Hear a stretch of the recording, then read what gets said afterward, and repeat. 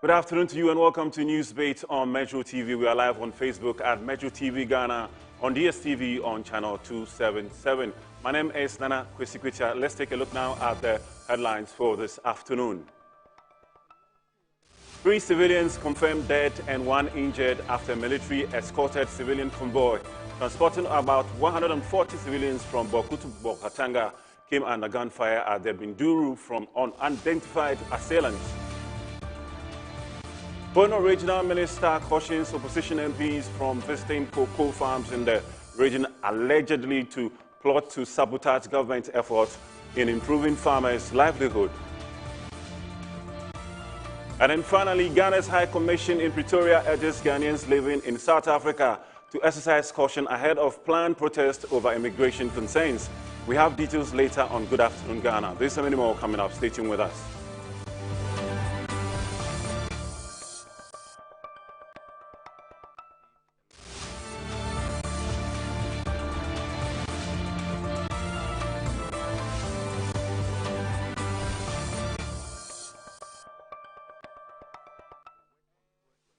Welcome back, and these are the details. At least 3 people have been confirmed dead following a violent incident involving an attack on a bus and subsequent gun battle in Boku in the Upper East region. The incident occurred around 10 a.m. when a bus traveling from Boku to Bolgatanga was reportedly fired at by an unidentified gunman in Bazua. The vehicle, which was under military escort, was fired at by unknown persons. Military personnel accompanying the bus reportedly returned fire in self-defense, resulting in the death of 1 passerby with several others injured, including a school child. Shortly after the ambush, a separate gun battle broke out within the Boku township, leading to additional casualties. Among the deceased was a woman. Security forces comprising the police and military have since restored calm in the area. However, residents remain gripped by fear in the wake of the incident.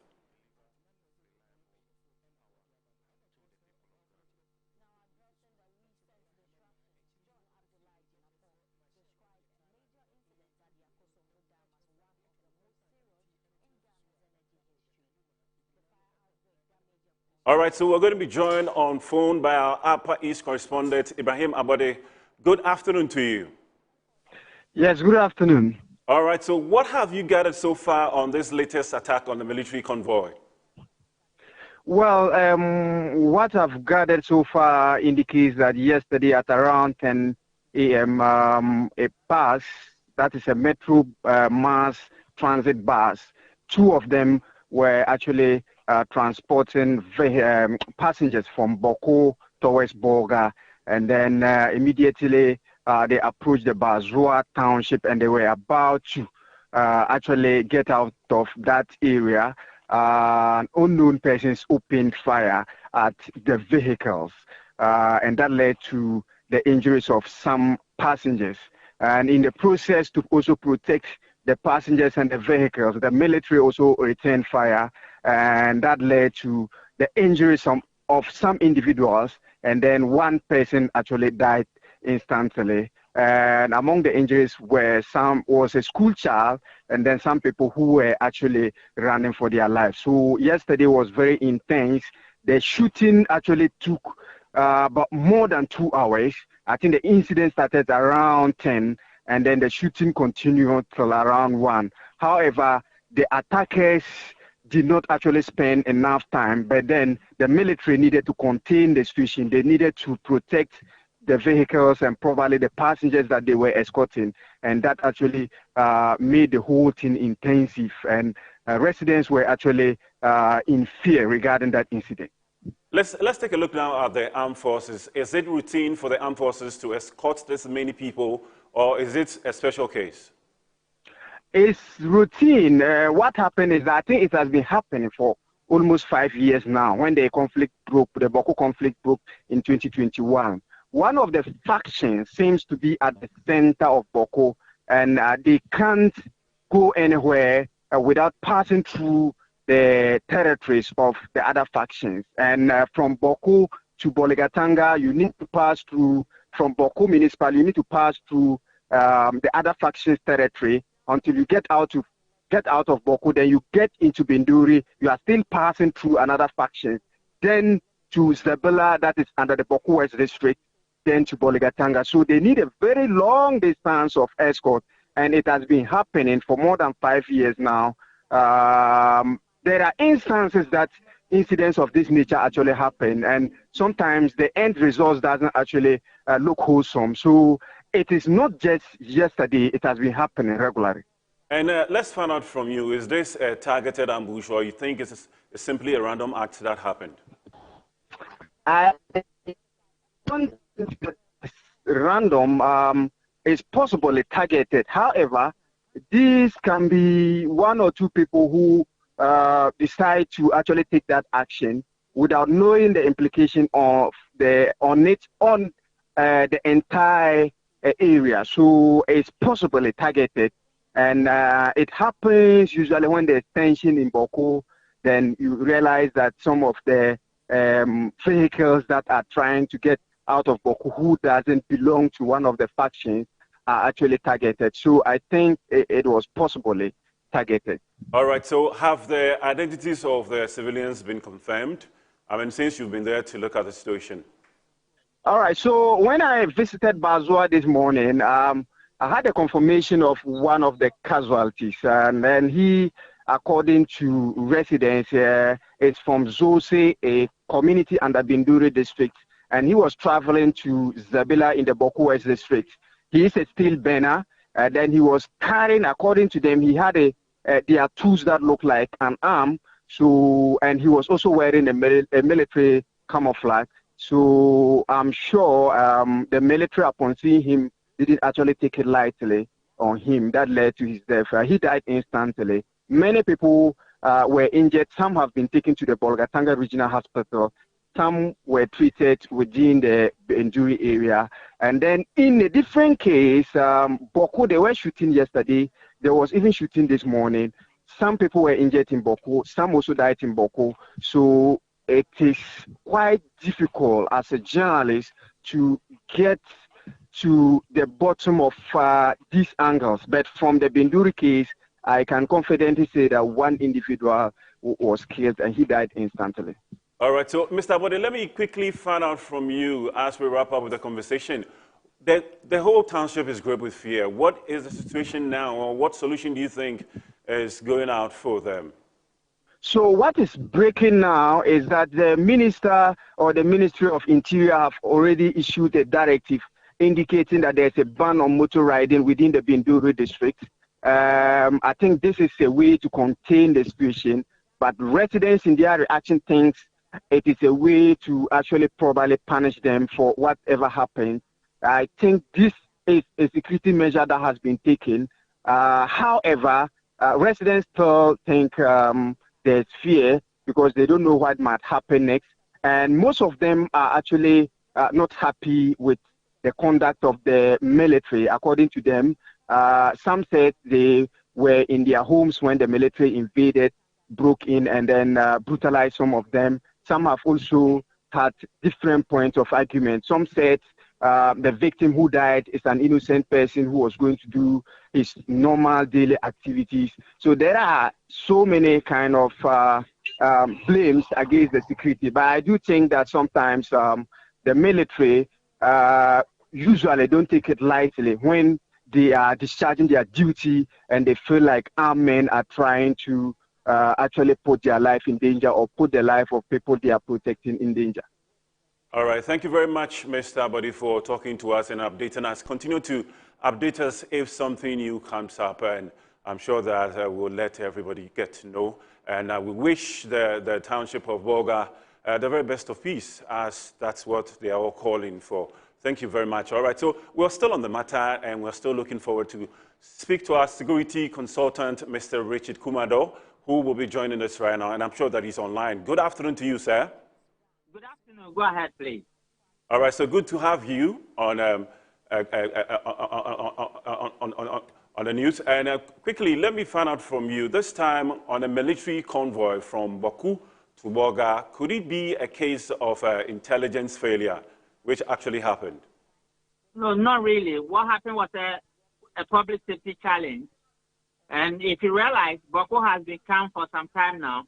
So what the assailants or the offenders did was to test the pulse of the security and to see if they can revert Boko back to a position where insecurity and public safety become a major challenge on a daily basis. Now, they didn't target the military, but they went for the soft spot where you have a lot of civilians in. And so that is what they have done. And their next action will be how the military or the security responds. And so it wasn't an intelligence failure, but it was what we call public safety challenge. All right, there are public safety breaches in that regard. All right, so I mean, you are an expert. So what would you say to us concerning the fact that they were actually in a convoy, they started and they were moving the people towards a certain area. And then all of a sudden, this just started happening. Would you also like to look at it from the point, or actually tell us your expert on the fact that, do you think that probably something failed somewhere for them to know that, okay, we might encounter a particular challenge in this area? Definitely not at all. It was a surprise attack on them.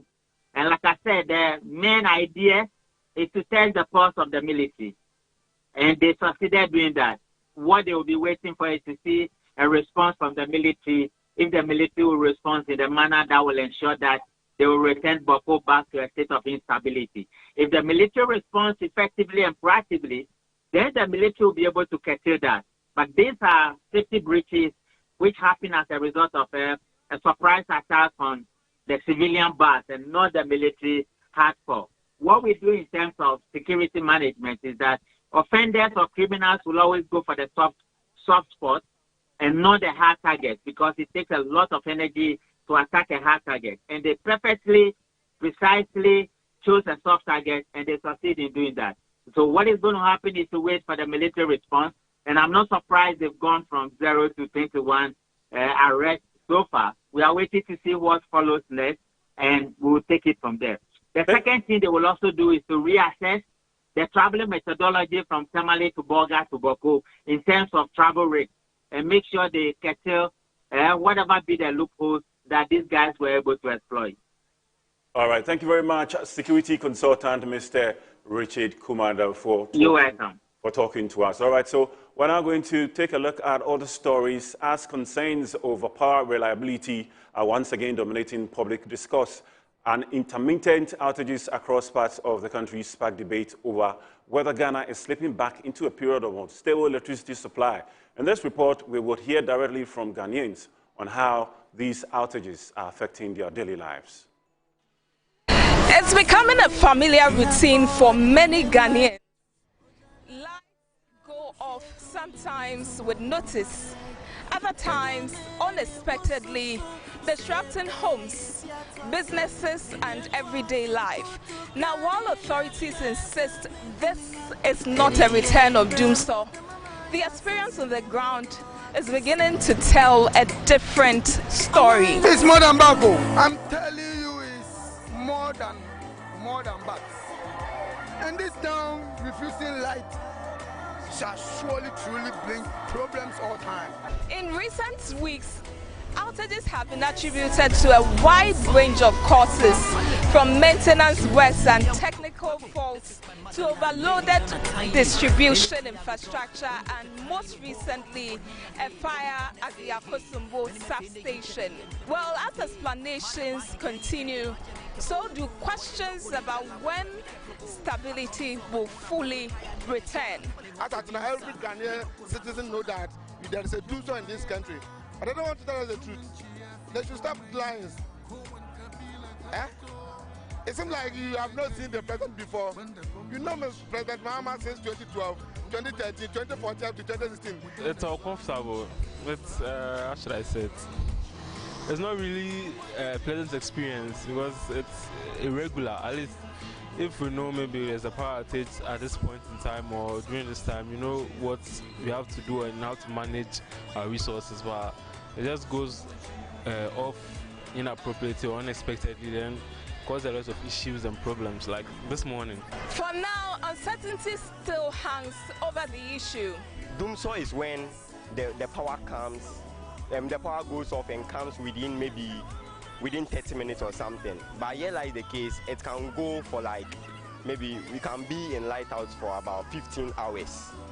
So I don't think this is Dumso. And this is something that the government should really look into, because we are students and we are at this point, this is a time where we are writing our exams, and this is a time where we are supposed to study.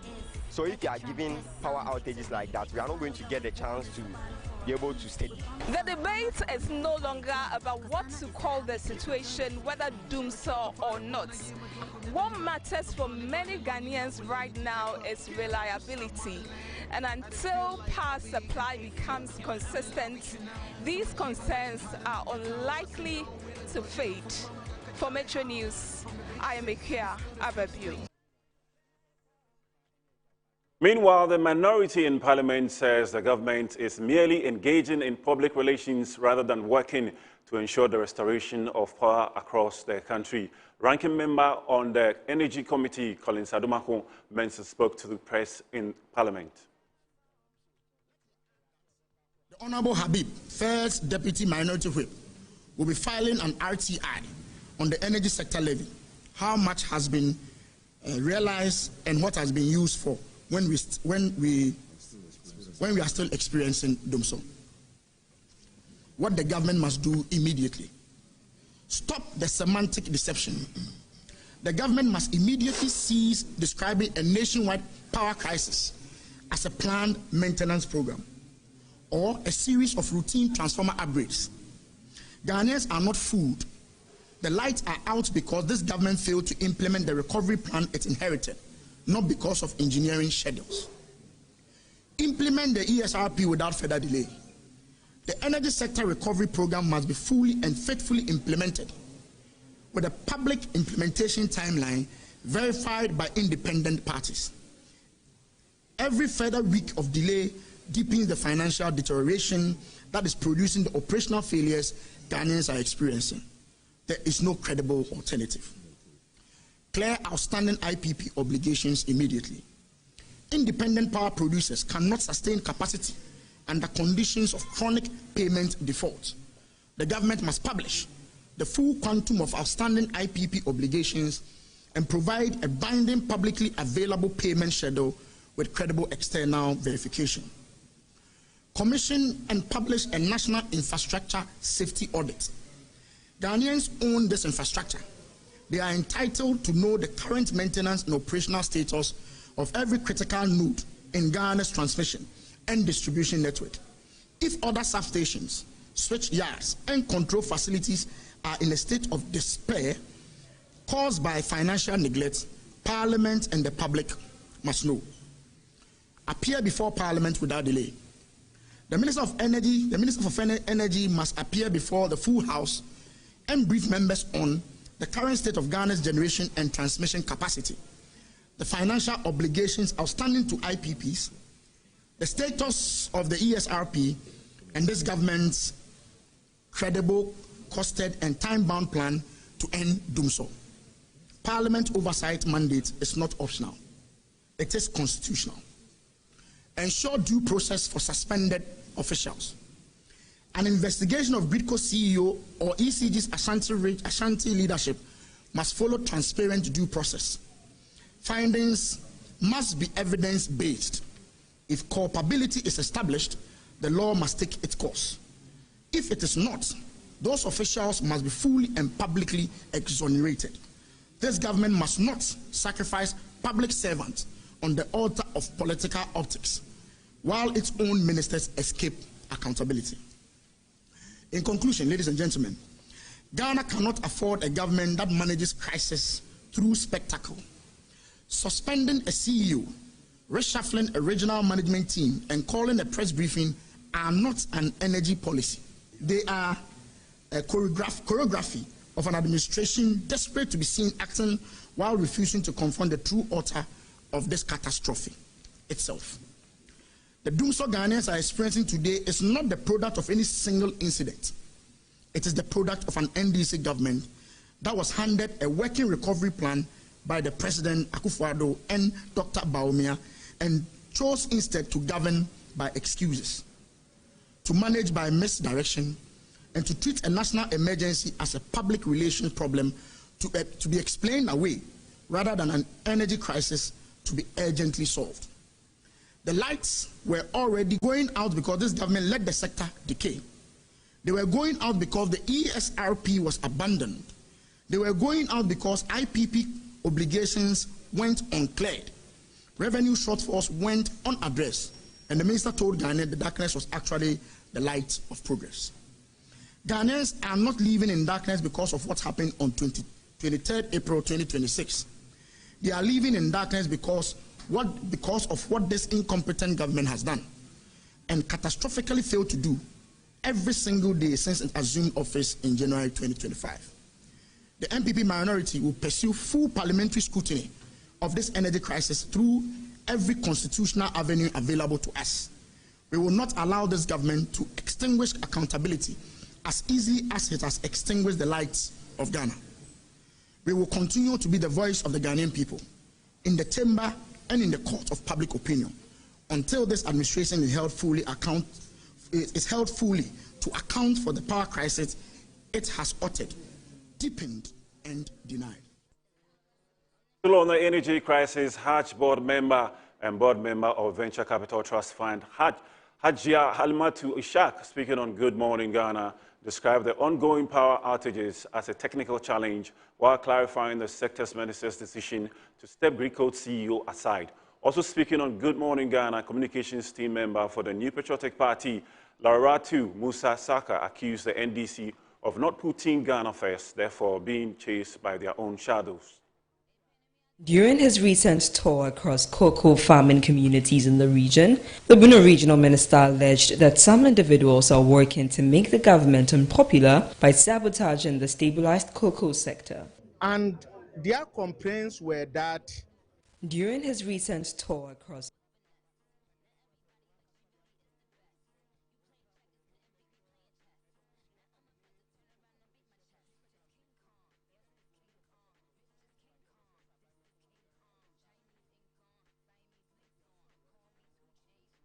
All right, so we apologize for that visual and technical issue that just happened. We're going to continue with the story. As the chairman of Parliament's Select Committee on Energy, Emmanuel Kwesi Basra, has questioned the readiness of the Volta River Authority to absorb an additional 1,200 megawatts of thermal power expected from Ghana's natural gas supply. The lawmaker raised their concerns during the committee's working visit to VRA facilities, explaining that Parliament has already approved a budget to support the planned expansion. The additional 1,200 megawatts thermal capacity is expected to be powered by natural gas from the Jubilee partners, forming a key part of efforts to strengthen the country's energy supply. The visit was aimed at verifying timelines and assessing VRA's preparedness, particularly regarding the T3 plant, which has been off-grid for some time. He indicated that following further engagements, VRA clarified the technical processes required to restore the facility. The T3 plant is expected to contribute 132 megawatts to the national grid through a combined cycle system, which uses both gas and steam turbines to improve efficiency. Emmanuel Bedra also commended the presence of local expertise at the facility. We have passed a budget, approved a budget that is supposed to bring on stream additional 1,200 megawatts of thermal generation by the use of our natural gas that will be coming on stream from the Jubilee partners. So we wanted to find out whether VRA is ready to take on board those facilities.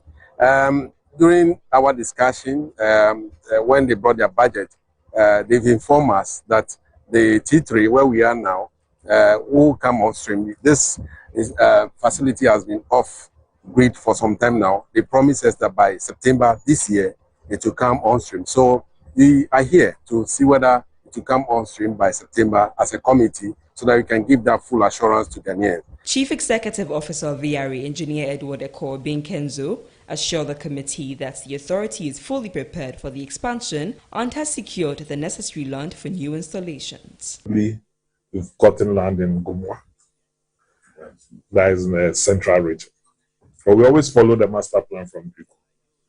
And as we said, our sector minister has given us a go-ahead to have 3 power plants installed. One will be in Tema, one will be in Kumasi, and the third one may be in Gumwa, with the hope that there will be a new power gas pipeline constructed from the west to Greater Accra, where we use our gas for. And meanwhile, the ranking member of the committee, Collins Adumako-Mensah, appealed to the public to desist from vandalizing power infrastructure. I can't understand why somebody will climb a pole, go up and cut a line just for the person's personal interest, to cut off electricity for all of us. I want to appeal to our citizens to be careful. It's even dangerous to be on the pole. You can die, anything could happen to you. And away from the energy crisis, let's take a look now at other stories. As Bono Regional Minister Joseph Addai Akwabwa has issued a stern ultimatum to cocoa smuggling syndicates and licensed buying companies following a major intelligence-led crackdown. The minister alleged a coordinated attempt by opposition elements to sabotage the government's agricultural successes by flooding the local market with cheaper smuggled beans. During his recent tour across cocoa farming communities in the region, the Bono Regional Minister alleged that some individuals are working to make the government unpopular by sabotaging the stabilized cocoa sector. And their complaints were that they have their cocoas being purchased by government, but they have not been paid any money. And that those cocoas that have been purchased, government is unable to pay them. But I know that government has released money to purchase cocoa from these cocoa. According to him, the Ghana Cocoa Board Anti-Cocoa Smuggling Unit under National Security Agencies recently intercepted a truck carrying over 100 bags of Ivorian cocoa with multiple suspects currently in custody. With the guise of sympathizing with cocoa farmers, that I am not going to allow them to misinform the farmers. Because some of the complaints of through investigation, we've got to know that anytime they visit any district, they will just tell them that government will give the PCs money. They should take the money, go to Ivory Coast and buy the cocoas and bring the cocoa beans to Ghana, so that will make the government unpopular. The minister further cautioned minority MPs to desist from entering cocoa farms in the region to peddle what he considered as falsehood. Let's take a look now at sanitation. And chairman of the Parliament Select Committee on Sanitation and Water Resources and Member of Parliament for Nkwanta North, John Otibles, has described Zoomlions Ghana's limited integrated recycling and compost plant concept as one of the most modern and viable solutions to waste processing in Africa. According to him, he consistently promotes the concept whenever he gets the opportunity as a legislator because of its potential for expansion across the continent. We have always applauded him, just one group of companies, with the inception of this great idea, this ARICOP. It's a very, very, very good thing that is happening in our country. I remember when we visited Rwanda, I took the opportunity to commend him and said a lot about him and especially what this treatment plan is about. And fortunately for him, the Rwandan government expressed interest and said they were going to send a delegation to Ghana to visit all his ARICOP sites and engage him to in a contract to establish some of their sites in their country. One of the aspects we are not pleased as a committee is the management of sanitation, the lifting and supply of containers, the marketplaces and the various vantage points and fumigation. That is our problem with Zoomlion. Aside that, for the ARICOP is doing fantastically well, and I will continue to commend it. Wherever I find myself, I will always commend him.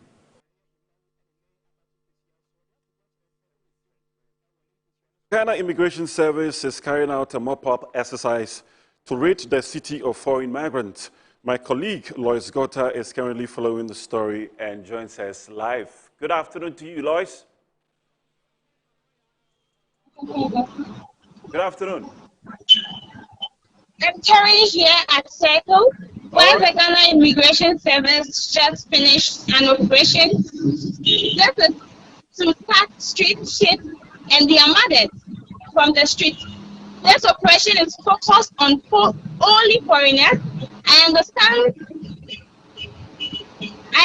that this is a mock-up from an exercise which was conducted last 2 weeks. The officials are not ready to grant an interview, but I spoke to one Mr. Opoku off camera, and he mentioned to me that the foreigners will be taken to Okaikwe. They'll be taken to Okai mosques, where they described them as their home. So as for now, this exercise will be happening every time. So all the foreigners on the streets leave Ghana. But then there's Lois, are you there? Hello. Can you hear me, Lois? Yes, I can hear you. There is also a situation whereby the immigrants, when they take them, they return. This has been happening over the years. Do you think it will be the same case that will be happening in some few months or weeks to come? Sorry, please come again. What I mean is the taking or sending immigrants away has been happening over the years, but then they keep returning. Do you think it will be the same case with what they're doing now? Yeah, this is certainly not the first time we are doing this, but speaking to Mr. Opoku, he assured me that from now the exercise will be so regular that they will have no breathing space till the beggars on the streets who are foreigners leave Ghana. All right, so have you spoken to any of the immigrants at all? No, they were not allowed to speak. An immigration bus came around and then they were packed into the bus and sent away to Abaco Highway. All right, so do you also have any idea why the authorities do not want to speak to you? Yes, I asked Mr. Opoku why the Ghanaians have not been set up well. He said they are nationals, and so efforts have been put in place to help them. Since they are Ghanaians, we can't send them away, but only accept them and help them. So for now, only foreigners are being sacked from the streets of Circle. Thank you very much, Lois, for talking to us. And that's it for Newsbeat. And Good Afternoon, Ghana continues after the break. My name is Nana Kwesi Kwetia.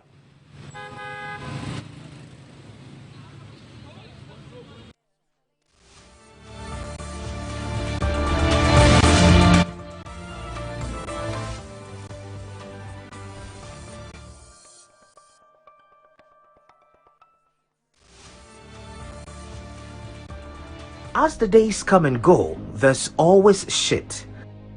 Let colleagues explore all the planetary bodies. Our mission is in Uranus to treat hemorrhoids, anal fistula, anal fissure, anal incontinence, hidradenitis suppurativa, using laser ligature for pain-free and speedy recovery. On Uranus Street, Accra, is Mintuba Hospital and Coloproctology Center. Trust Uranus with us and we will delight you.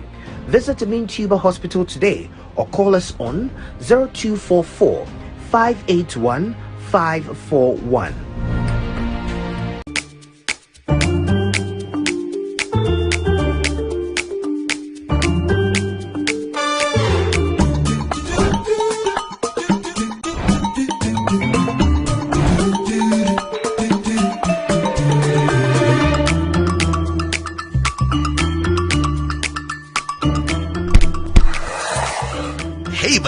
It's me, Azar. Yeah, me now they see. Hey, you look fresh. Oh. Hey. With your label today. Wait till you see what's inside me. Azar, freshly made inside and out for greater coverage and colors that last longer and beautify your walls, spaces and places. Azar, no size. Go ahead. Buy now. Azar, #1 from Azar Group since 1921. Hive Management Systems, in partnership with the Solid Waste Association of Ghana, invites you to the Green Go Hub official launch and fundraising events. Theme: Powering the Circular Economy with Smart Technology, with a focus on incentivizing segregation at source. Join us at the Mamphy Hall Gimba Green Hill campus on Thursday, 7th May 2026 at 10 a.m. Our special guest of honor is Niayi Bonte II, Besse Manche Adonte of the Ghana State, Chairperson, Nanama Entry, Executive Secretary of the Environmental Service Providers Association. Key Keynote addresses will be delivered by Honorable Samuel Nate George, Minister for Communication, Digital Technology and Innovation, and Professor Nanama Brown Kluche, Chief Executive of the Environmental Protection Authority. This event is proudly endorsed and supported by the Ghana National Plastic Action Partnership, the Environmental Protection Authority, the Ministry of Environment, Science and Technology, the Ministry of Communication, Digital Technology and Innovation, the Environmental Service Providers Association, Zoom Lion Ghana Limited, and Indigo Foundation, with media support from Media General, UTV, Metro TV, MX24, and 1957 News. To register as a sponsor or donor, visit www.gringo-hub.com or call 054-342-7085. Your fundraising host and MC will be Mr. Alfredo Kanse. With strategic partnership from Globalware, the East Legon Executive Fitness Club, Blue Skies, and Margins Group, this event is powered by MTN as the official title sponsor. Be part of the movement towards a cleaner, smarter, and more sustainable future.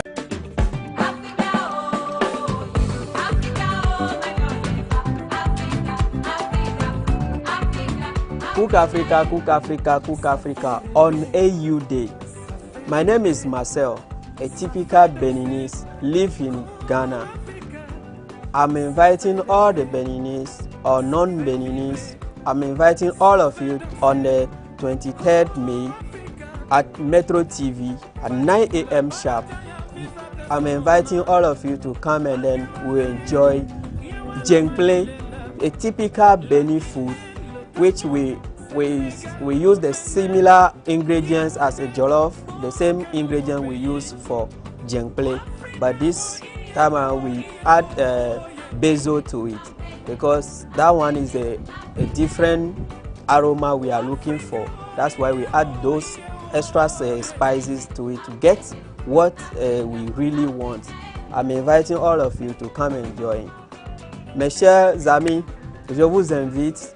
Venez massivement, on va célébrer AU Day on the 23rd May. Je vous invite. Merci et au revoir.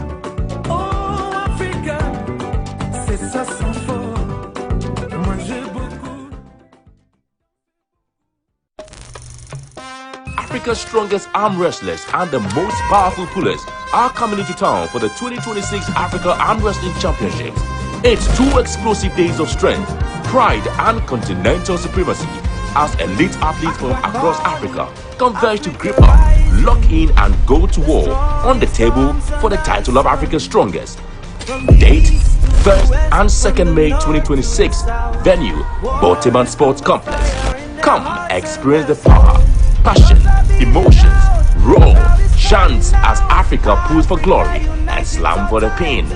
The 2026 Africa Arm Wrestling Championship. Africa is coming. Accra is ready. Contact 0244-280802 for sponsorship and information. Your world, your stories, your moment. Welcome to Metro TV. From breaking news to uncovering the facts of the story.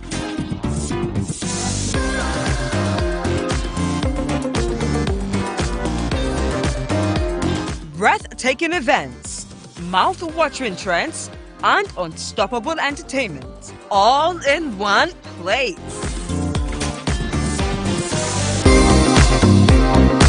From the banks and corporate institutions to shows that tell you all about the economy.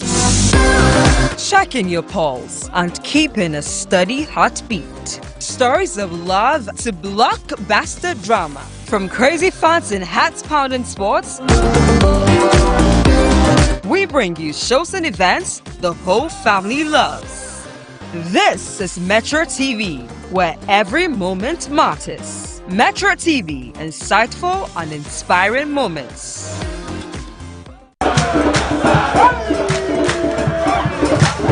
Every Thursday morning, the spirit of the school come alive. From the marching bands to the dining halls, the fear and the panic stories, the convoys to old students' pride, to unforgettable homecoming moments. Metro TV brings you the school's homecoming show live. Relive the glory, celebrate the legacies, reconnect with the memories that shape legends like you. The celebrations, the anniversaries, the homecoming activities, and the legacy projects that you embark in your school. The Metro TV Schools Homecoming Show comes to you every Thursday from 9:30 a.m. to 10:30 a.m. live on Metro TV. This is the Schools Homecoming Show live on Metro TV.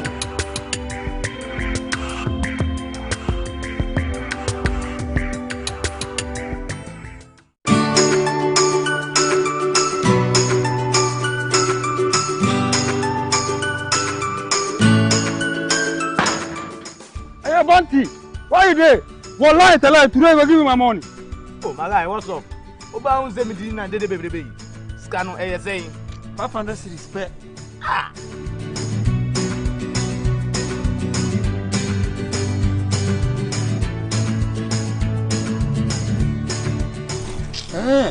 I see. Level don't change. But to show me the way. But there's some sorry Amanua. Talk to babe. ¿Quieres Ghana dinero? Huh? Cash. Yes, cash. Shisha kwa mpa edubeko nkunimdie mu. Call wada.on.us na me sign up. Ema ore mfi se udi u telephone number so ebeka ho uwie a. Afei be games no emu. Shisha one shot game. Fasika kume bitu ho. Afei number se free 0 to 99. Yede wakuma pe. Na obenya sika de free 50 Ghana cedis. Kopim 500 Ghana cedis. So it'll be easy like that. Just like that. So I'll go buy my dream car. Por supuesto. Just visit wanaown.us and win some cool cash prizes.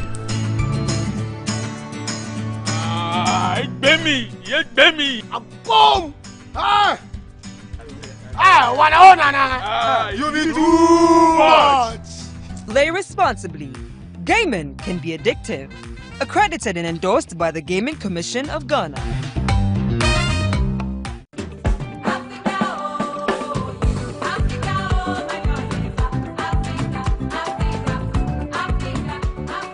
Hello everyone, my name is Glorious, a Nigerian living in Ghana.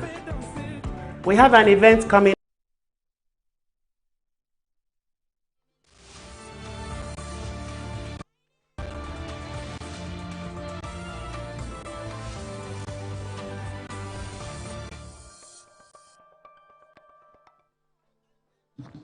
Right, thank you very much for tuning in. This is Good Afternoon Ghana. We are happy to have you right by your TV, by your phone, wherever you are watching us. We are live on DSTV channel 277. We are live from our studios here at Ridge in Accra. Thank you very much for staying with Good Afternoon Ghana. Just gone by is the news segment. And this hour we have a lineup of interviews. The very first one is from GIMPA. The school on the hill, that's what they call it. I haven't been there, but those people, that's what you call it. That's what you people call it. But I haven't been there. I've been University of Ghana all throughout, and we are like brothers and sisters, or we are like twin brothers throughout the time. Where they are and where we are, I think I've done an application in there. We'll see if they admit me, then I'll become a student and eventually become an alumni of GIMPA. For those of you who are watching who are alumni of GIMPA, you want to stick and stay with us, tell a friend to tell a friend that all the projects that you've been doing, there is one which is coming up, organized by one venerable young lecturer in the school. It's called the Students Volunteer Conference or Guidance or Career Conference. So it's a Students Volunteer Project. Students Volunteer Projects. And I'm going to be speaking to that pretty shortly with Dr. Raphael Ayi. So Doc is here in the studio with me, and he seems very proud about GIMPA. Doc, good afternoon, and thank you very much. I hope you are well. School on the Hill. Green Hill Campus. What's exciting about GIMPA?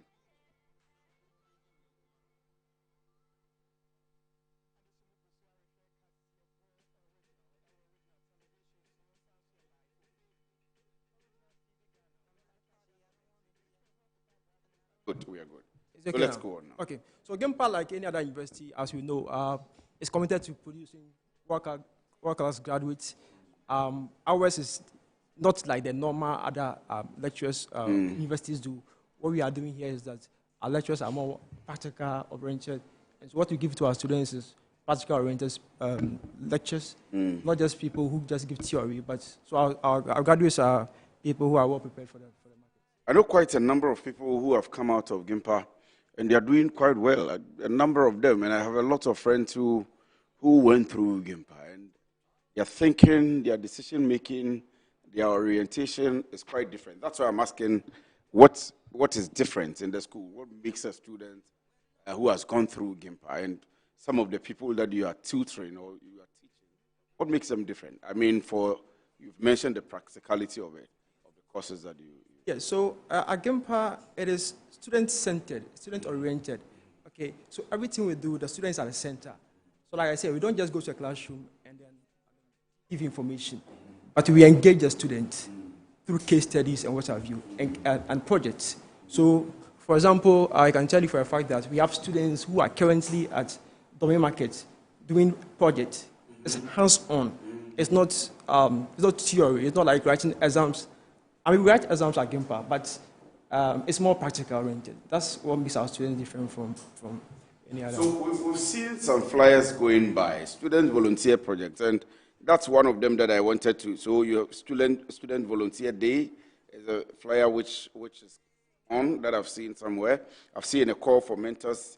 I've seen career guidance for all of that. What is a student volunteer project? Is it part of the practicality of things that you do at GIMPA? Is it a special project that you are embarking on? What exactly is it?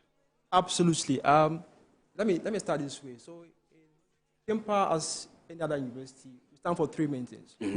The first one is that we lecture, we teach. Okay, so this is where we go to classroom and we impart knowledge to our students. Okay, that's one. Two is we do what we call knowledge generation, okay, or research.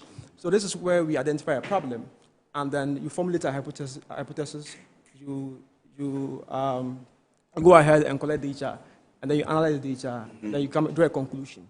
So we generate knowledge. That is the second dimension of our mission. The third one is about service, and that is what we are focusing on this afternoon. So number one is the teaching. Number two is the research. That's the generation of knowledge. Yeah. And then number three, you say, is the service. Service. So please go ahead with that. So when we say service, service to the community. How do we impact our communities? So you see in the department we have, or in GIMPA, we have lecturers or faculty, and we have students. Okay. As a media house, you agree with me that you have benefited from some of our lectures. Commenting on social matters and we are following on you almost all the time as resource people and so on. Absolutely. So it's a way of giving back to society, okay, through our academic work that we've done and all those things. So it's not only our lecturers or faculty who engage in community service. Our students also do so. An example is what we are talking about this afternoon. Students Volunteer Day. This is a day that students will volunteer and go out to the community and give back to community. Solve problems in the community that we have identified around us. But let me take you away a bit. Because I have a difficulty with you yourself and some of the lecturers that I speak to, that you don't really get involved in the change of behavior of the people of the country. For example, you don't like to get into politics. Politicians make policy decisions that affect our everyday lives, that changes or turns the course of the country.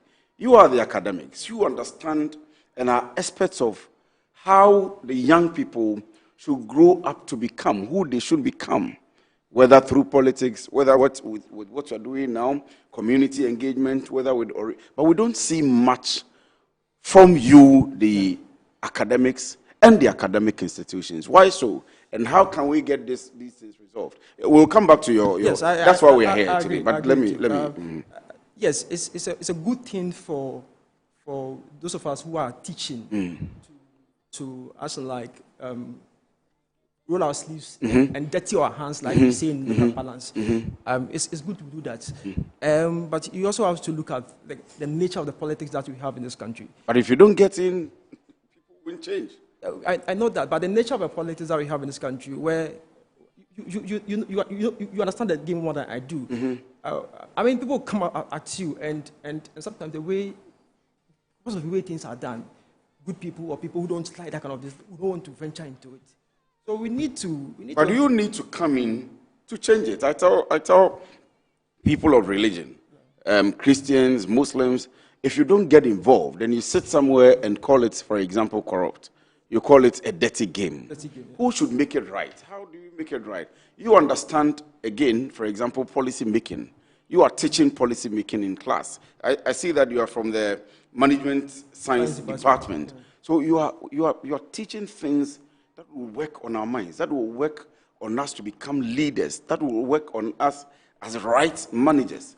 If you, the expert, you decide that this is a dirty game, so you won't get into it. I'm only using politics for an example. Who should change it? It's a dirty game, yes. Everybody will come at you. But who should change it? Yeah, we all have a responsibility to change it. Okay. So, having said that, I think that we also have a responsibility to make sure that the corridors of politics is not that dirty, so that it will attract the very good ones. So, I mean, those in government now, they have a responsibility to deliver. They have to let us know why we have to get in there.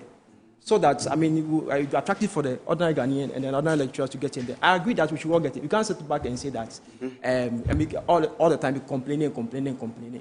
Go in there and go and dirty your hands and make sure that things are done in the right direction. Quite apart from politics, you see, a project like this that you are doing to orient young people, to teach young people, is there a way, or do you have a suggestion as to how not just GIMPA, not just Dr. Ayi, not just the Management Science Department, other universities, KNUST, Valley View University, UDS, and so on and so forth, can all get involved in things like these?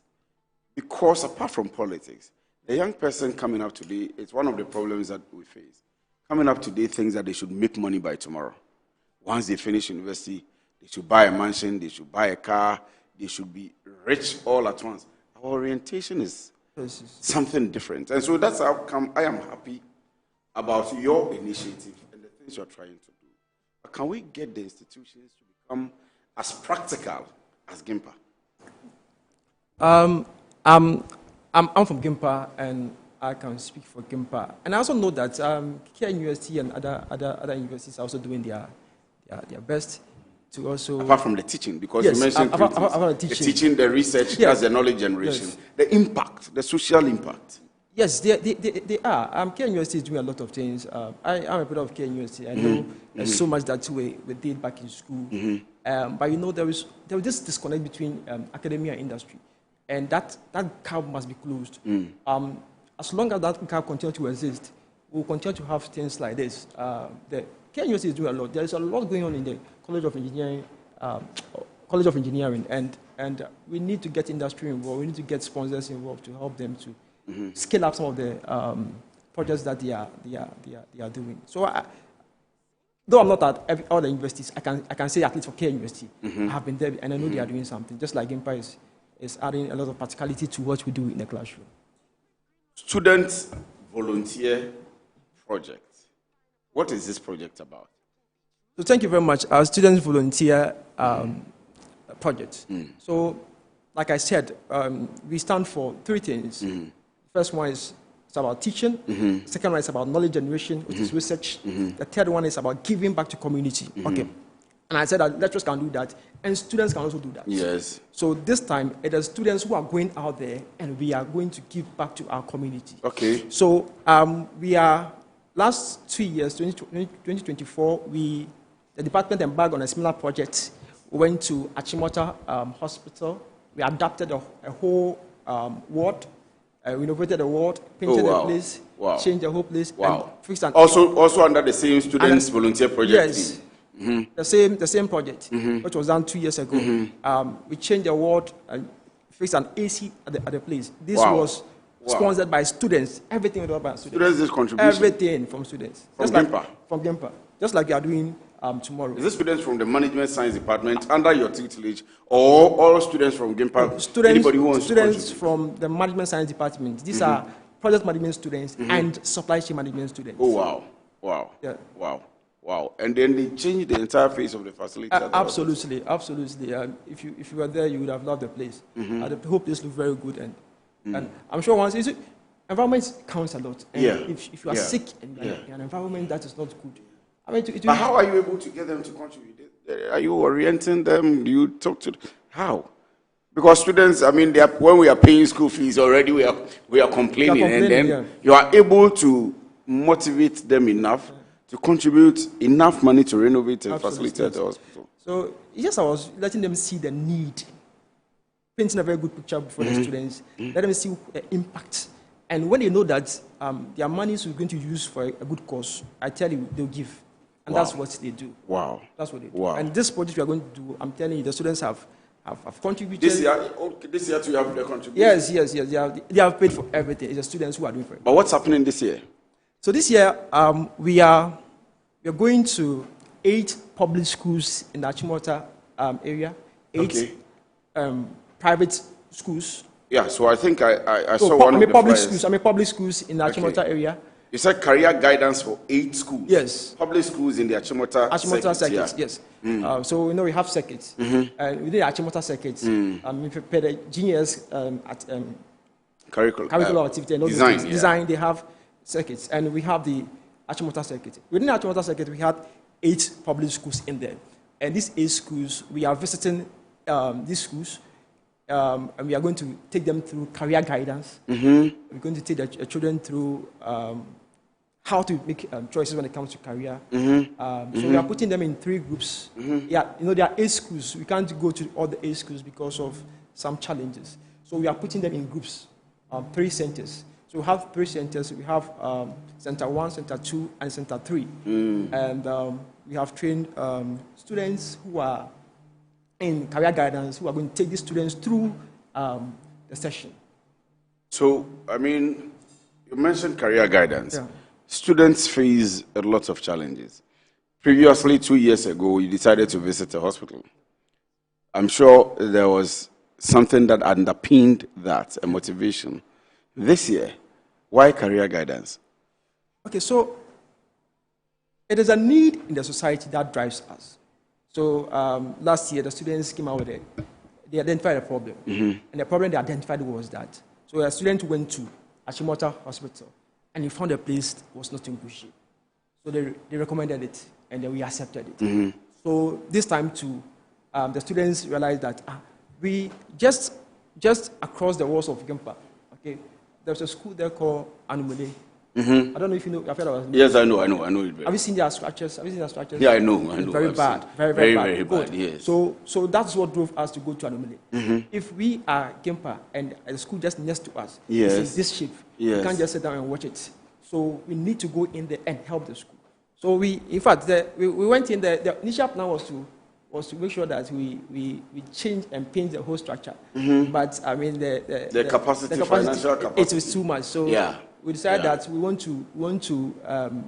I mean, maybe I should use the opportunity to call upon Get Fund to. No. Because Get we Fund support any call that you want to. I mean, this is a very novel cause that you are pursuing. Yeah. So we support you. So the thing is that there are 4 schools on that campus, or 4 classes of schools. The first one is called Agri. The second one is called Anumele. Then the third one is Nyokai. And the other one is Sakiodwe. Okay. Now, 2 out of these 4 schools is in a very bad state, their primary structure. And the good news is that in the days of Atamils, the Get Fund started the project. Okay. And unfortunately, when Atamils passed, the project also stopped. And it has not been completed up to today. So there's pupils are in a very bad.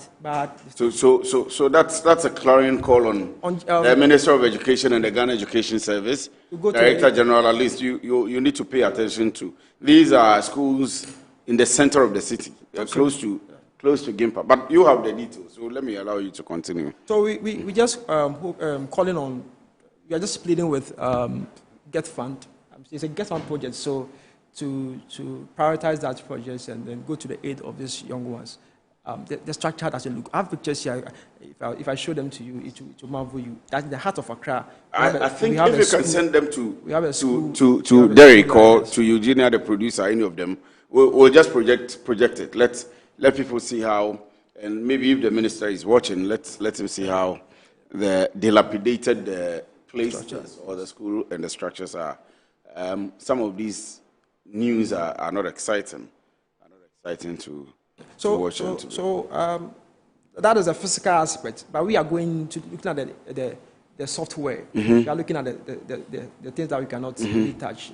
Career guidance. So our project was in two phases actually: career guidance and then the infrastructure aspect. Okay. That one is quite intensive. Heavy capital. Students cannot do it. Heavy capital. Yes. So once we got to know that it was Guest Fund has started a project, we are like, we should rather push government to come and do it. That's one for them, and I think that will help them a lot. So we are still making the call. When we get the pictures, we'll show the pictures for everyone to see, for benevolent organizations, for the government, for Get Fund especially. So from DOC, Get Fund, you actually started a project there to salvage the situation. And so this call is from the students project, students volunteer project of GIMPA, and of course supported by Metro TV as well, for you to go back to all the schools within the GIMPA enclave. That's the primary public schools within the enclave. And for anybody who wants to support, you're welcome to support. You can reach out to Dr. Raphael Ayi. But let's come back to the career sessions, because in as much as the infrastructure is very key, the soft part, as you're saying, the training, the career orientation, most of us didn't get the guidance on what we wanted to become and what we want to do when we grow up.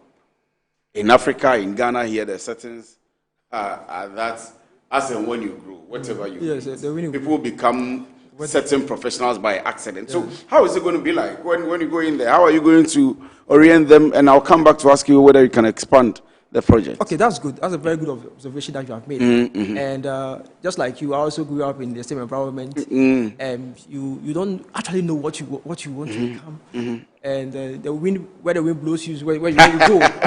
So we, and as me, I've worked with children for about 15 years. Wow. Even in my church, and one question that these children keep asking you is about careers. You ask them what you want to become, and they are not too sure. They don't know what. So recently did a similar thing, even in my church for the children in the church. Wow. And it was based on that we have to expand it and look at these other ones. So we actually want to come in and help these young ones, give them direction, give them a compass, let them know that this is the way to go. Okay, give them the information. You see. The children are going to make choices. Yes. And these choices must be informed by data, by information. Yes. And that is what we're going to provide for them. Yes. We're going to give the children this information, this everything they need to know. For example, when you go to senior high school, what courses are available? There is science, there is business, there is general arts, there is visual arts, there's home economics. Then we have TVET. Okay, who can do science, for example? Exactly. Who can do science? Who can do visual arts? Exactly. How are these things tailored towards your strengths as an individual? Because your temperament, your who you are affects where you go. Right. So we want to orient the children about all these things come tomorrow. We want them to understand, make choices, not just based on emotions or based on what their friends are saying. So in Ghana here, ask somebody says, I want to be a doctor, because he has heard his friend says doctor. Meanwhile, you cannot even solve simple algebraic expressions. Yes. You understand? Or you want to be an engineer, and you cannot do even simple factorization. You need to be able to do some of these things before you can go into the College of Engineering. Right. You understand? Right. So we want to go in there and reorient the children, teach them, and equip them so that they can make informed choices. That is the whole idea tomorrow. Going to develop. That's the whole project's about. And before we go on, you see, some of the, I don't know, maybe just the private schools, I don't know about the public schools, have started what they call the career day. It's important, but you are an academic, so you can speak to its relevance, its impact on the children. I've attended quite a few for my children, and I see some of us complain about the things we have to buy. Buy, buy a certain school, buy this, buy that. But the relevance of it, or they should just be taught based on their passion, based on what they want to become, and the availability of things in the senior high, university, and so on and so forth. Or you think that these wearing of soldier dresses, it's impactful and important? Yes, I agree with you. I mean, the financial aspect is a stress. It brings on stress. We are in the same soup, so and that is that I also have to buy something for my girl and all those things. So I think it's our time when we were young. We didn't go through that. Yeah, at all. We never had that. At all. So I think it's a stepping stone. It's a good start. At least they are doing something when it comes to career. So that is helping the children to know what they want to become. Okay. So that is okay. But just that they need to scale it up. They need to, add more value to it and make sure that it's more relevant. It's not only about wearing a soldier uniform will not make you a soldier. or putting on a stethoscope around your neck. It doesn't make you a doctor. It goes beyond that. We need to equip the student about temperament, about knowledge in those areas so that they can make very good choices. Okay. But my point is that are you ready to expand this initiative? I mean, the one you embark on, the students project, because you need to be in schools, other schools, not just these 8 schools. Yes, certainly there's plan for scalability in the future. This is the first time we are doing it. This is the more like a pilot. Once when we are done, we evaluate it. We do a post-mortem meeting. We look at everything and how it goes. Based on that, certainly next year, I'm sure with the help of my HOD and then the whole team, we'll scale it up and maybe include the private schools too within the Achimota area. What's the format? What format is it going to be? Is it students you have in GIMPA, some of who are workers already, who are going to teach or facilitate this project, or you're going to get facilitators or people who are in the career guidance space already, or what's the format? What format is it going to take? Okay, so it is a pure GIMPA student affair. Okay. These facilitators are GIMPA students from the management science department who are going out there to impart knowledge. And these are people this is GIMPA behaving like the boy who owns the football, that Machimibo. I mean, the way you are talking, Machimibo, GIMPA and nothing else. We don't care about reading. No. It's a student project. It's a student volunteer day, and we want the students to do it. So we have selected some students who are very good, and we have trained them in those areas. Right. And equipped them so that they can deliver when it comes to career guidance. Right. So these people are going to, on the day, take the children through the activities that we have outlined, and then we hope that they will make a very positive impact in the lives of the children. Let me give you the chance to speak to everybody that's watching you. I mean, the students who are watching you, the GIMPA students, the people who want to be part of this project. There are others who want to just follow you into the 8 schools that you're going to go into. And your final words before I let you go. So what I want to say is that, first of all, I want to thank the GIMPA students so much for supporting this initiative. In fact, I didn't add that beyond their career, we are, as part of the career, we'll be giving the students to the massets. Oh, wow. Massets. Each pupil, there are over 600 pupils. In all of the 8 schools? Yes. We are doing a career day for the junior high 3 pupils in all the 8 schools. And we are giving each pupil a mathematical set. We are giving sanitary pads to all the females. We are giving books from, story books or library books to alumni campus because they are more deprived. So we are giving books to their library. We are fortunate to have some books from Ghana Publishers Association. So we donate the books to those 4 schools. They have a common library, so we give the books to them. Then on the day, it's not only our students who are going to deliver. You saw the flyer, it says call for mentors. Yes. So we are bringing mentors on board. In fact, we are bringing engineers, we are bringing a doctor from Achimota Hospital. I've seen that on the screen now. We are bringing a pilot. A pilot.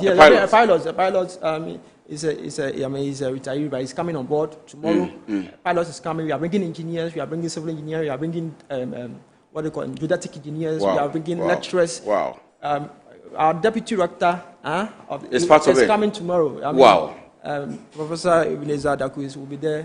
And so our director for HR is coming. The whole game part, if a deputy director is coming and the HOD is coming, everybody is coming, who are you to sit? So our students, we want to say that you are all welcome. Let's come. It's not enough to just pay and then, pay for or sponsor the program. You are all down. You have to come in person. You have to come in person. You have to come in person. Let's come in person. Let's go and then and inspire this young world. Let's go and impart knowledge. Let's go and make a name that in the coming years, some of these children will look back and say that 15 years ago, 10 years ago, we attended a certain career guidance session or program, and it really changed my life. And that's what I want to hear. So this is a very novel one by the school on the hill, the Green Hill. That's how you call it. A very novel one. They call it the Student Volunteer Project by the Management Science Department of the Gimpa Business School. We need to give this to them. This very novel. This is very novel, and this is a clarion call on all other universities, all other organizations and institutions to not necessarily partake in this, but emulate things of this sort. I have been particular about what we become when we grow, based on what we know when we are young and what we learn when we are young. So Dr. Raphael is from Gimpa Business School. Thank you very much for joining us this afternoon. We're happy to have you, and I'm sure that the news team will be with you. Okay. When is the event happening? The session happening? It's tomorrow. It's beginning tomorrow. Tomorrow, yes. Wow. Tomorrow. 8 o'clock. We'll be at Achimota Basic 1. Achimota Basic 1 school is just opposite the golf course. And then the Center 2 will be at Achimota Basic 2. Right. That's just opposite the police station. And the Center 3 will be at Alumni Campus, which is inside the forest. So Nana Deborah is a commercial manager here at Metro TV. I don't know if you know him. Yeah, I know. He's a student at Gimpa too. I know Nana. So tomorrow he's mentoring. Nana is coming tomorrow. Nana is coming to mentor. We are following him if he doesn't come. Nana has to come. He is a commercial manager, so we will make sure that you benefit from him as a staff of Ignite Media Group, and the experiences he has in marketing and the TV industry and so on and so forth, so that he can also teach the students. So we'll push him to come back. Thank you very much for coming. Thank you so much. Stick and stay with me. When I come back from this break, there is a special discussion we're going to have. What's happening in South Africa? Are we able to speak to the very top people and the decisions that are being made? Our Foreign Affairs Minister has been talking. What's the decision of government? How are we collaborating with the authorities of South Africa to make sure that our people are safe? And what is the next phase? You want to stick and stay with me? When I come back, I have a special interview for you. It's a special one. Stay with us.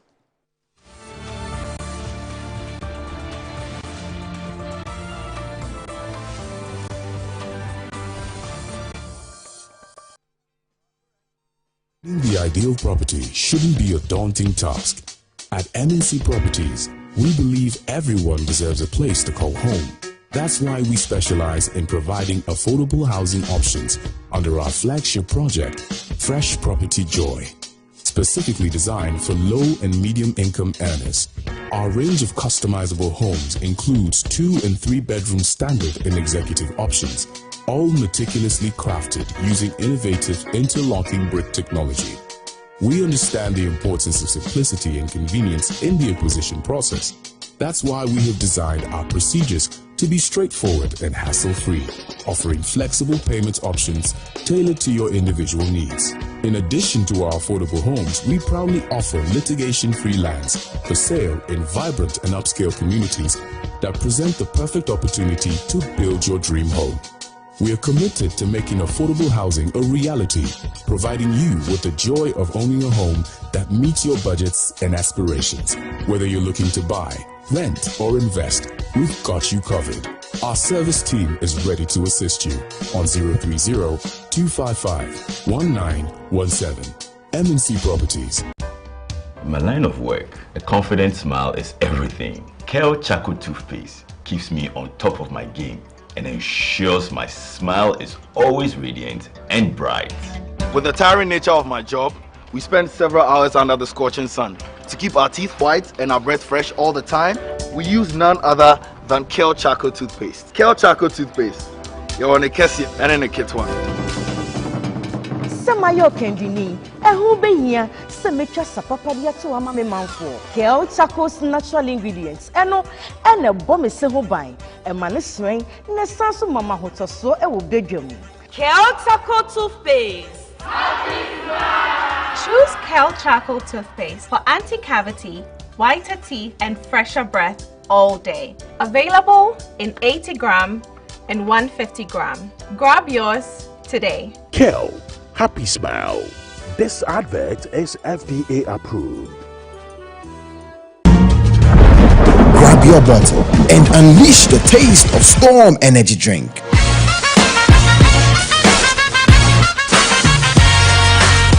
A bold flavor, a big attitude, feel the vibe, own the moment. It's your time to be different. Storm Energy Drink, make your mark.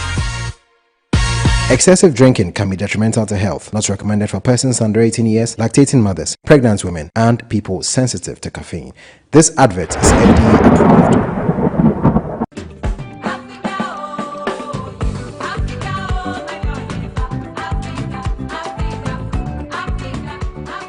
Hello everyone, my name is Glorious, a Nigerian living in Ghana. We have an event coming up.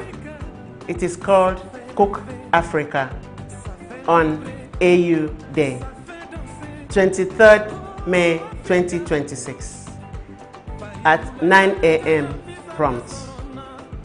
It will be held at the Metro TV premises. It is an opportunity for us to invite all Nigerians that are living in Ghana and all Africans that are living in Ghana to come out on 23rd May 2026. You come to Metro TV premises to enjoy yourself from the test masters. We are going to offer you pepper soup, the best pepper soup you've ever taken. Isiewu, nkwobi, edikanrikong, afang, bitter leaf, ewedu and gbegiri, amala, pounded yam, fufu, semo, wheat, assorted meats, assorted fish, and cow leg, bokoto. You are going to have the best you've never had before from the test masters. And we pray that you will not miss this day. Idemo. Yara Sidion before. Yana Miam before award you could send AU Day, 23rd May 2026, 9 a.m. prompt. Mbono miebi bake Metro TV premises. Mbok mi bengen before. Iki trade one day. Iki trade one day. Love you guys. God bless you.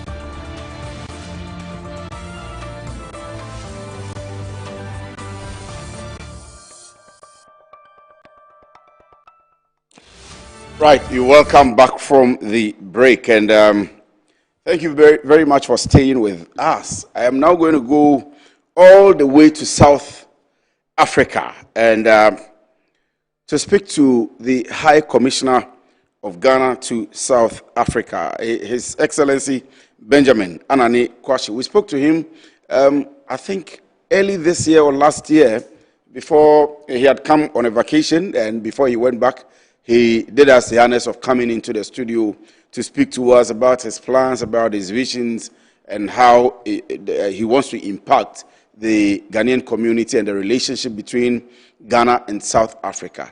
True to his words, he's been doing a lot of things, including boosting the diplomatic relations between Ghana and South Africa, hosting the Ashanti King, and a lot of things that he's been doing there. But this afternoon, we are calling on him not only on the projects that he's been embarking on, not only on the activities that he's been doing to foster the Ghana-South African relationship and all the business things that, connections that he's, and networks that he's fostering between Ghana and South Africa, but on a very disturbing development, what has been popularly called xenophobia. And he's answered our call and been ready to talk to us on Zoom. His Excellency, good afternoon, and thank you very much, if you can hear me.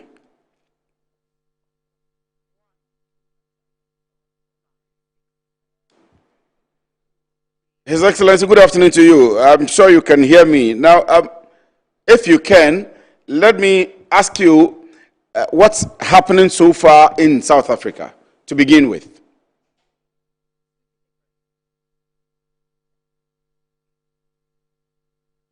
Can you hear me? Yes, I can hear you now, loud and clear. I hope you're doing well, His Excellency. Very well. Thank you. Yeah, we are doing well. We're doing well. Forgive us. We are in East London now.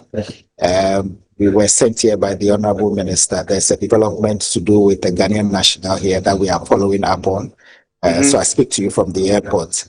I think that there has been mixed reactions to what is happening.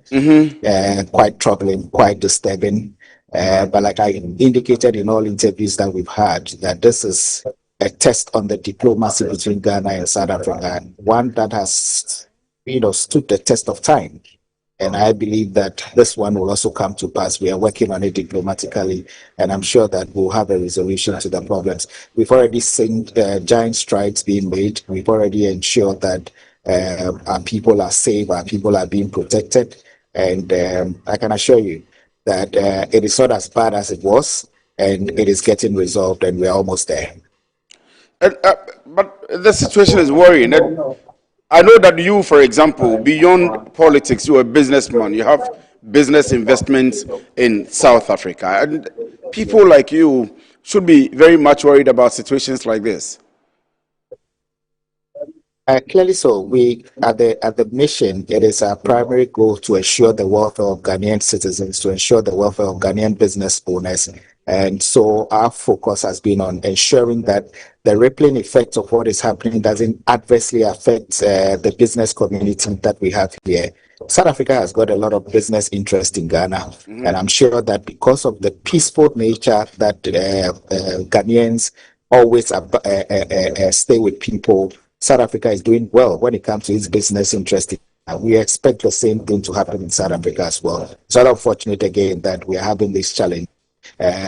We've made sure at the High Commission that we've cushioned all business owners. We create that atmosphere between us and them where we are able to give them timely advice as to not.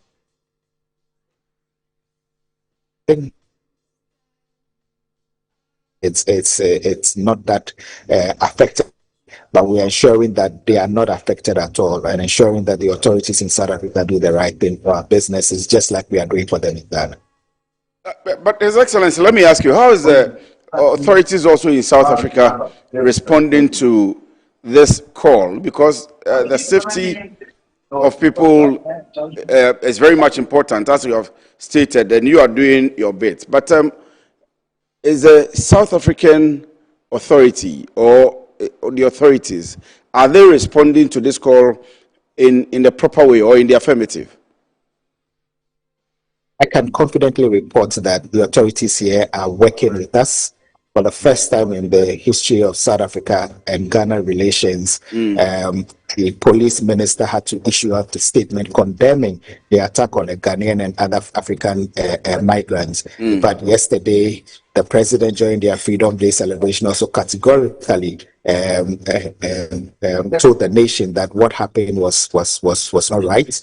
This morning, also, we've seen a statement from the United Nations Secretary General, also echoing the same sentiment and saying that the Ghanaian that was harassed and then the other Africans that have gone through this rather unfortunate circumstances, we don't repeat those things again. I can confidently say that the authorities are responding positively. We've met with them on a couple of occasions. They've invited us over, they've summoned us, and they've told us clearly that they didn't see this coming because Ghana, South Africa has got the best relationship over the years. And so they are surprised that Emmanuel Asamoah had to be subjected to this. In fact, they clearly tell us that it's a case of being at the wrong place at the wrong time. Because they have no problem with Ghanaians. Ghanaians have been law-abiding. Ghanaians have gone about their duties in this country. But over the years, the history shows, and you and I will clearly know that when such problems are happening, it's not against Ghanaians. In fact, we can admit that it's true that there's an immigration crisis in South Africa. Immigration crisis, even in Ghana, we operate the same, but the approach with which the ordinary citizen has taken the laws into their own hands and doing what they are doing, that is the only thing that has made it a bit worse. But like I indicated, the authorities are doing everything possible to ensure that this thing doesn't recur again. It's been something that has happened. In fact, when they met us, it will interest you to note that they also told us that there's a political undertone to this. Anytime there's a local assembly election or municipal elections in South Africa, these kind of things happen. There are always demonstrations, there are always xenophobic attacks. And we have told them that clearly, once they've identified that political undertone and whoever is behind these upheavals, they should do what they have to do to ensure that it doesn't recur again. And I can assure you that with the way we are taking it now, I don't think that when this is solved, there will be any other xenophobic attack again.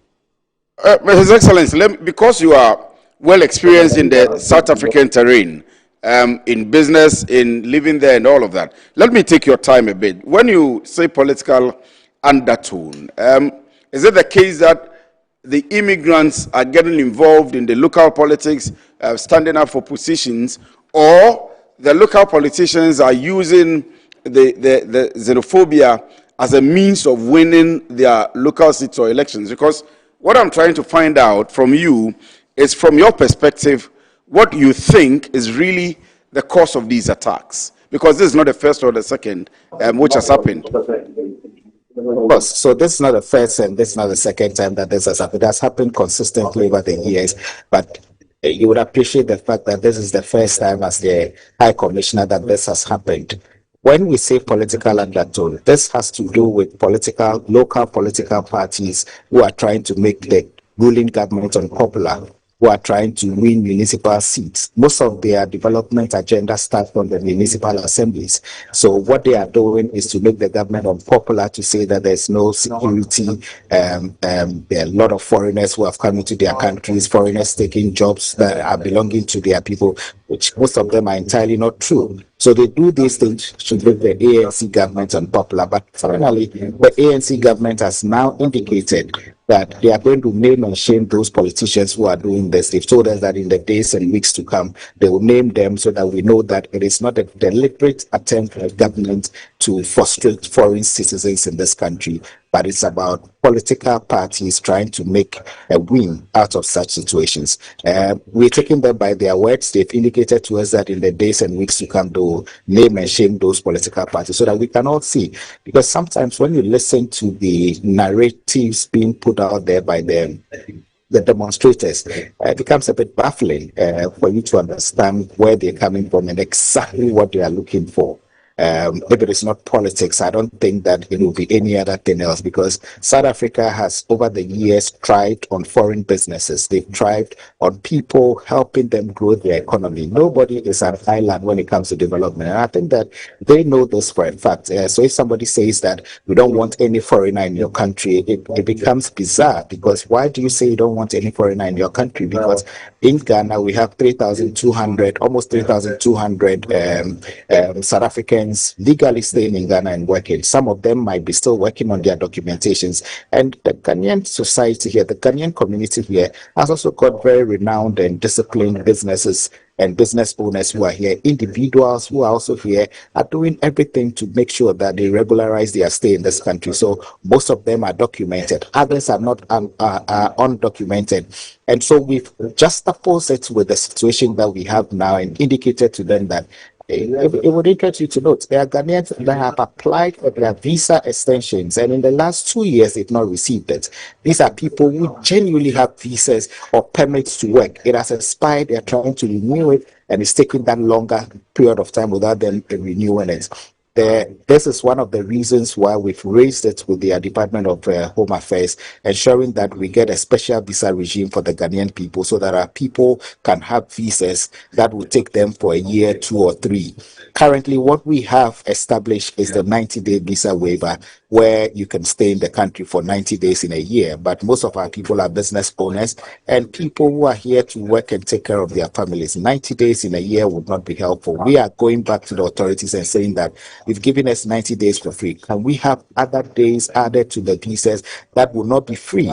We would ensure that the Ghanaian people pay for those visas so that it solves 2 problems at the same time. Once, it makes us have documented citizens in the country, and 2, it makes it also lesser on the part of the state to be arresting people, putting them in jail, and feeding them because they have overstayed their visa or they are undocumented. I think that we are almost done with the discussions, and both countries will soon rectify whatever is on the table for us to rectify, and then we move on as a people.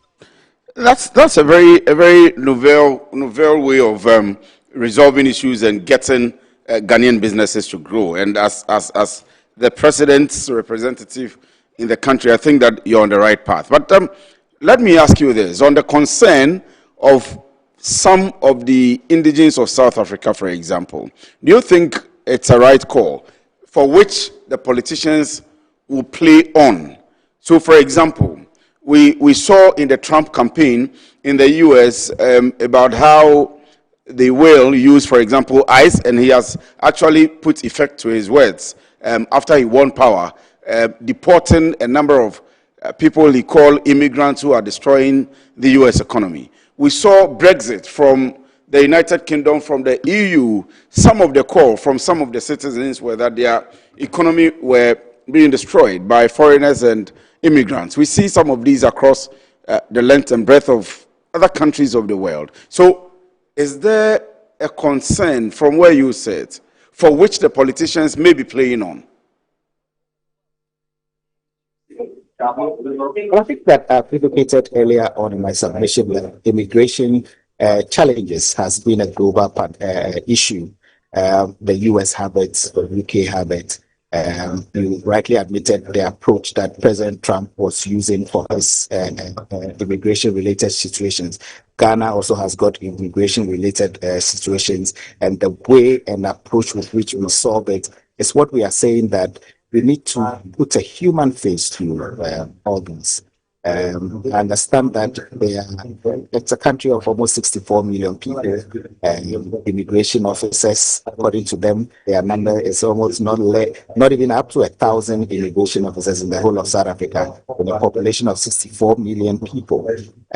So it becomes challenging for them to be able to fast track things to do with proper documentation for foreigners who are in this country and are willing to go the extra length and get their documents regularized. If you ask me whether there's a political party or individual trying to make gains out of this, yes, it's politics.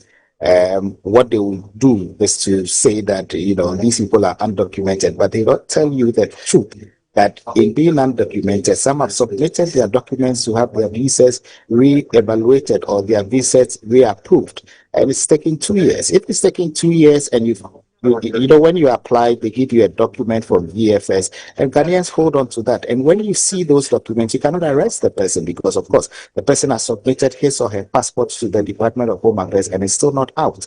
And I think that we are trying to have that relationship and discussions with them so that we help them solve the immigration problem, but ensuring that we play an active role in helping them identify Ghanaians that are here genuinely. I admit that there are certain Ghanaians in this country that might be involved or engage in 1 or 2 things that are not right.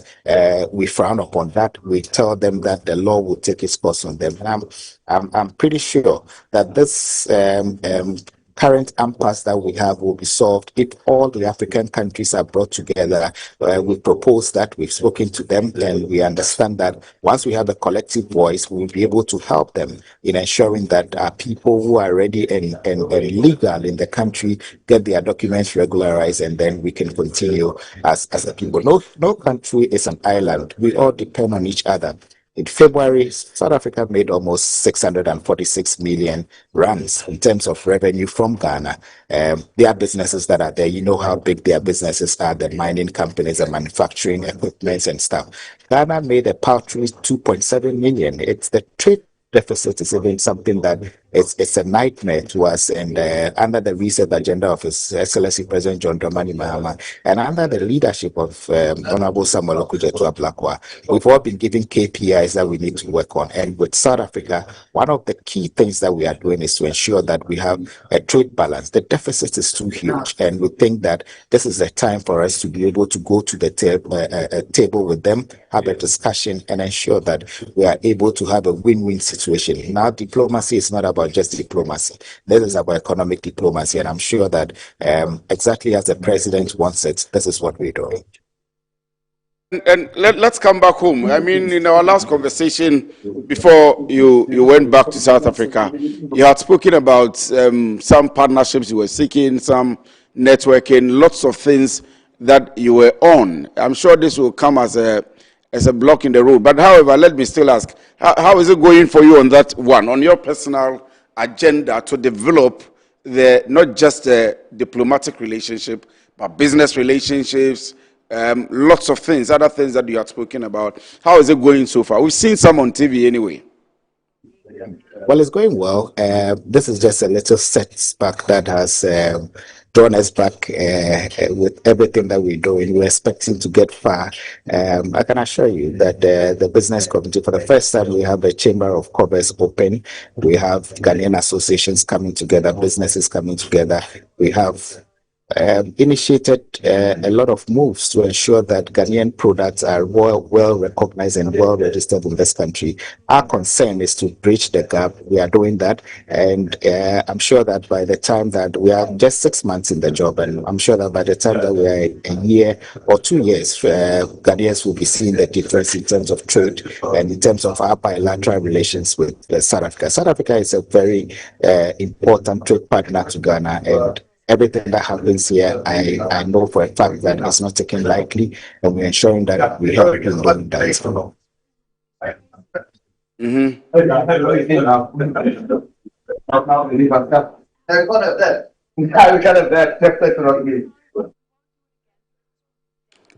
you hear me, Honorable?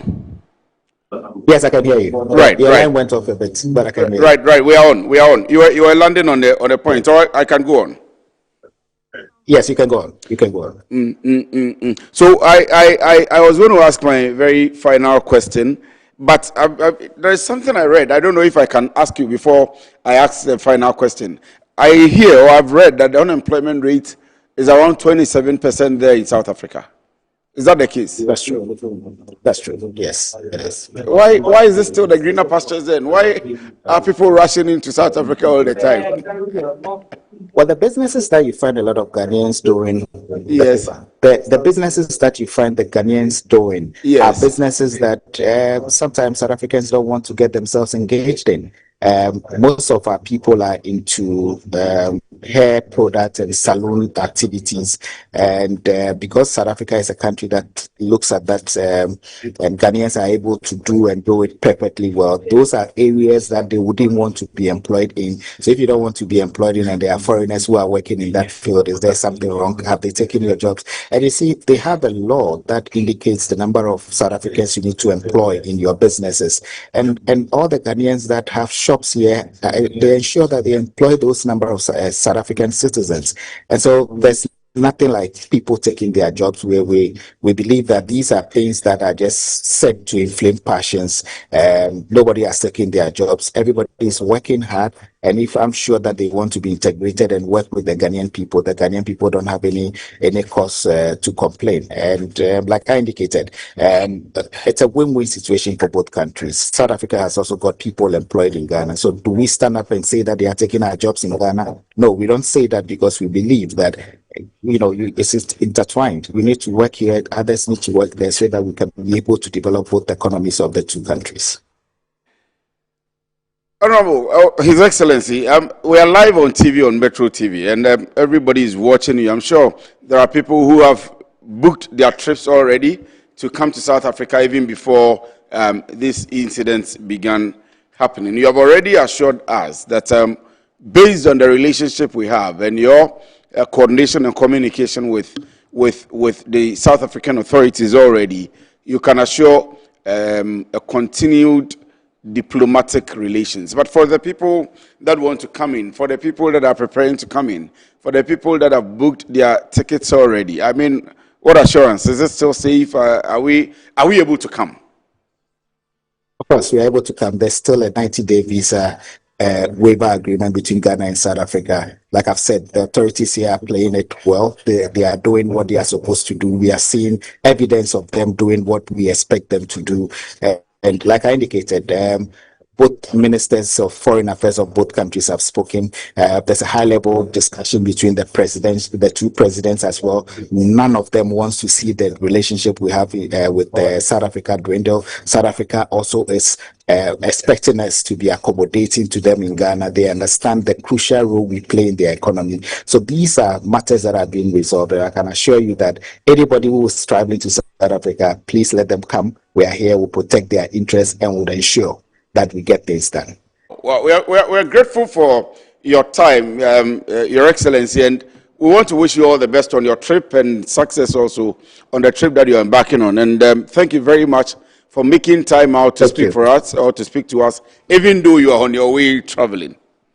Yes, thank you very much. Thank you for having me. We'll talk again. We are grateful. We are grateful. Thank you very much. That's His Excellency Benjamin Anani Kwashi, Ghana's High Commissioner to South Africa, speaking to us on the xenophobic attacks in South Africa and what he's been doing so far, of course, with the Ministry of Foreign Affairs headed by Samuel Lukujeto Ablakwa, to safeguard Ghanaians who are already there and to protect the interest of Ghanaian businesses there and for all the people who are coming in. I am signing out for Good Afternoon Ghana today. However, there is a press conference by the minority on Dumsor. This week we've been asking one big question. How is the Dumsor situation in your community? How is the Dumsor situation in your area? Is it Dum or so?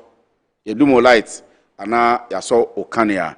That's the question we've been asking. Yesterday, the Minister of Energy spoke to us on the progress made so far. I have had lights on at least for the last about 24 to 48 hours, and I am excited because every time my lights go off, I come to Facebook and on my WhatsApp status, I write and put it there. So it is good also to announce if I have light. Let's enjoy let's watch the press statement by the minority on the power situation. And thank you very much for doing the show with us. Good afternoon, Ghana. Let me add that the Honorable Habib, First Deputy Minority Whip, will be filing an RTI on the energy sector levy. How much has been realized and what has been used for when we are still experiencing Dumsor. What the government must do immediately. Stop the semantic deception.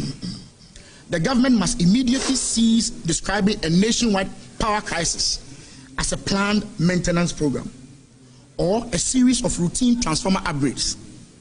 Ghanaians are not fooled.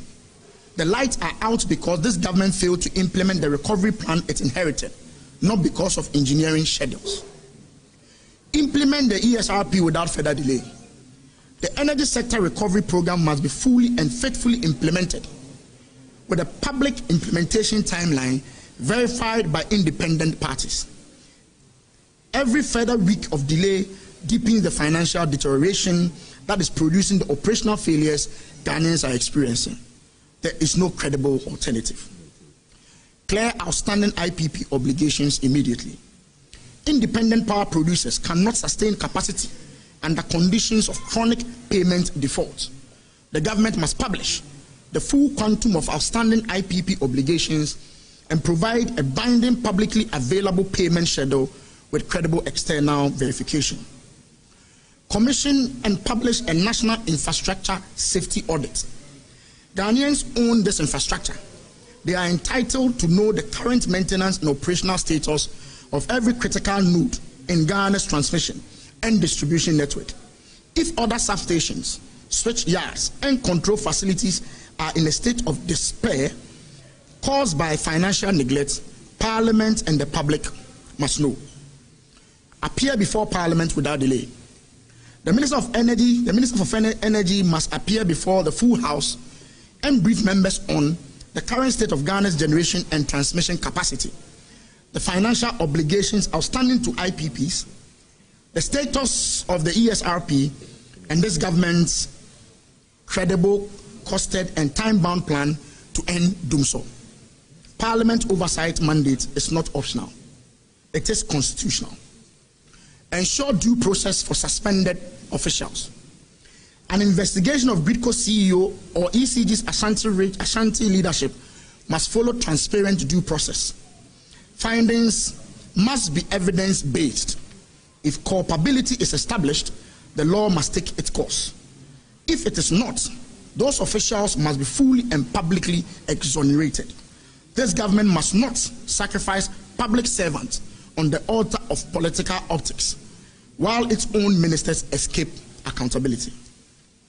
In conclusion, ladies and gentlemen, Ghana cannot afford a government that manages crisis through spectacle. Suspending a CEO, reshuffling a regional management team, and calling a press briefing are not an energy policy. They are a choreography of an administration desperate to be seen acting while refusing to confront the true author of this catastrophe itself. The DUMSO Ghanaians are experiencing today is not the product of any single incident.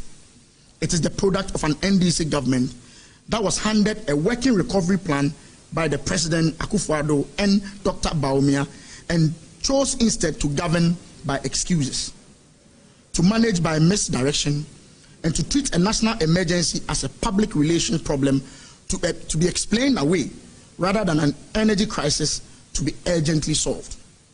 The lights were already going out because this government let the sector decay. They were going out because the ESRP was abandoned. They were going out because IPP obligations went uncleared. Revenue shortfalls went unaddressed. And the minister told Ghana the darkness was actually the light of progress. Ghanaians are not living in darkness because of what happened on 23rd April 2026. They are living in darkness because of what this incompetent government has done and catastrophically failed to do every single day since it assumed office in January 2025. The MPP minority will pursue full parliamentary scrutiny of this energy crisis through every constitutional avenue available to us. We will not allow this government to extinguish accountability as easily as it has extinguished the lights of Ghana. We will continue to be the voice of the Ghanaian people in the chamber and in the court of public opinion until this administration is held fully to account for the power crisis it has uttered, deepened, and denied. Yeah.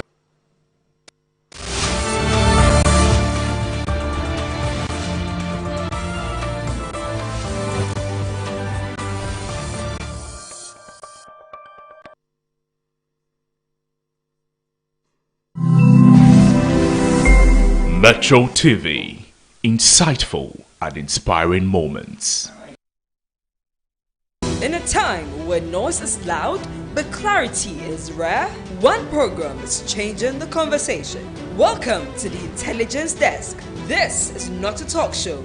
This is a working studio. Each week, we break down the biggest national and global issues from AI and digital transformation to trade, jobs, governance, and national competitiveness, and turn complexity into practical, usable knowledge. Sharp questions, structured thinking, real solutions built live on air. With resident resource person Dr. David King Boyson, the show moves beyond commentary, designing frameworks, mapping strategies, and holding decision makers accountable. From the big issue briefing to the strategy lab to the innovation and opportunity board, every episode delivers tools you can use. If you care about Ghana's future, if you value clarity over chaos, if you believe leadership requires intelligence, then this is your desk. The Intelligence Desk, hosted by RSM Kofi Dole Lawson on Metro TV, where Ghana thinks forward.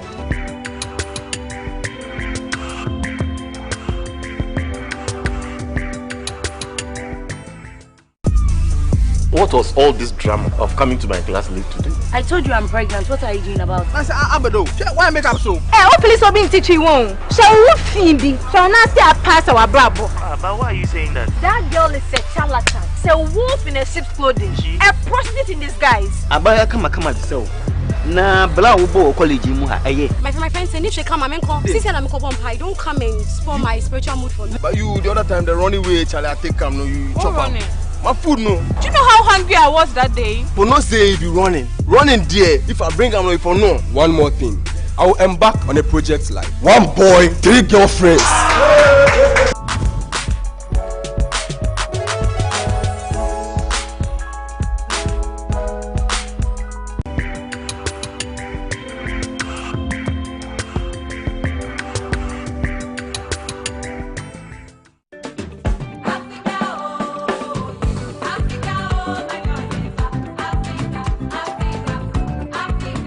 Cook Africa, Cook Africa, Cook Africa on AU Day. My name is Marcel, a typical Beninese, live in Ghana. I'm inviting all the Beninese or non-Beninese, I'm inviting all of you on the 23rd May at Metro TV at 9 a.m. sharp. I'm inviting all of you to come and then we'll enjoy Jengple, a typical Benin food, which we use the similar ingredients as a jollof, the same ingredient we use for jengple, but this time around we add basil to it because that one is a different aroma we are looking for. That's why we add those extra spices to it.